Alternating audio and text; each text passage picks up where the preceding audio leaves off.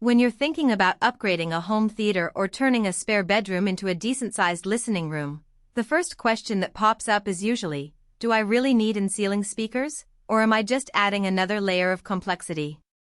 That hesitation makes sense. There's a lot of talk about aesthetics versus performance, and the fear of spending a good chunk of money only to end up with sound that sounds like it's coming from a hidden box in the wall.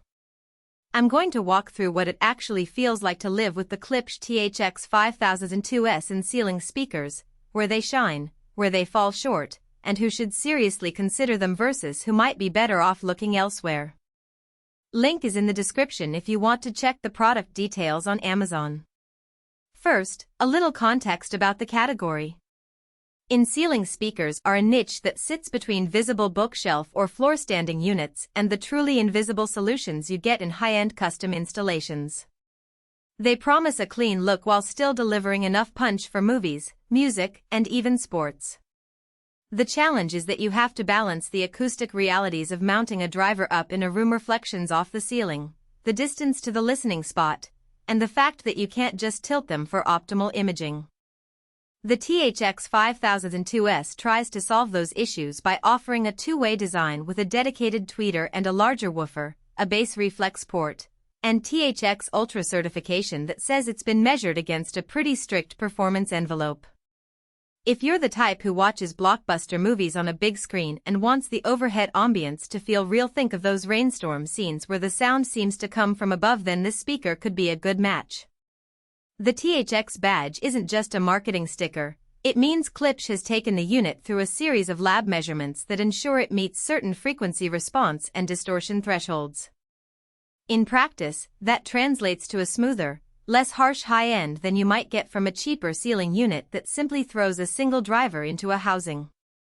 In my own test setup, I mounted a pair in a rectangular media room, aiming the tweeters toward the main seating area, and the dialogue stayed clear even when the soundtrack was busy with explosions and orchestral swells. The bass reflex port, which you can see from the rear when you pull the speaker out, helped keep the low end tighter. There was less of that boom feel you sometimes get when the low frequencies are trying to fill the room from a point source up high. On the flip side, the real-world installation process is where the hidden trade-offs start to appear.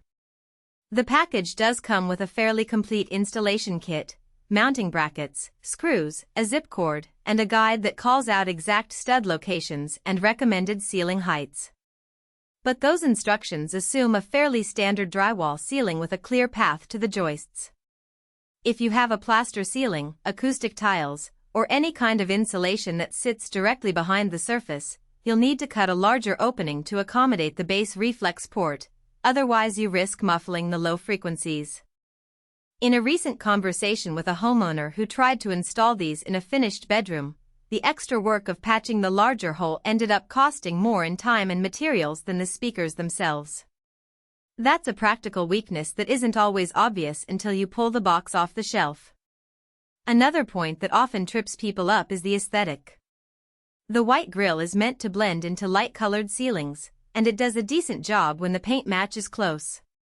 However, if your ceiling has a textured finish, a glossy paint, or a darker shade, the speaker becomes a visual focal point, something you might not want in a minimalist living room. The design is elegant in a conventional sense, but it isn't a universal camouflage. So if you're buying these for a high-contrast modern space, you may need to consider painting the grille or even covering it with a custom fabric, which adds extra effort. Now let's talk about who should actually buy this. First, the DI-oriented audiophile who enjoys a Hanson installation and wants a speaker that can hold its own against a decent floor-standing pair when placed correctly.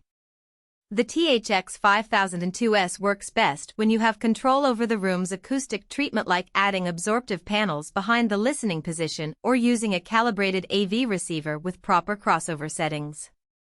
If you already own a Klipsch reference or another Klipsch home theater system, the tonal match is a bonus. The in-ceiling pair will seamlessly integrate with the rest of the setup. Second, the homeowner who is ready to invest a bit more time into preparation because they value the clean look. The speakers are a solid choice for a dedicated home theater, a second-floor family room where you don't want floor space taken up by speakers, or a high-ceiling office that could use some background music without the visual clutter. In those scenarios, the value comes not just from the sound but from the freedom to keep furniture.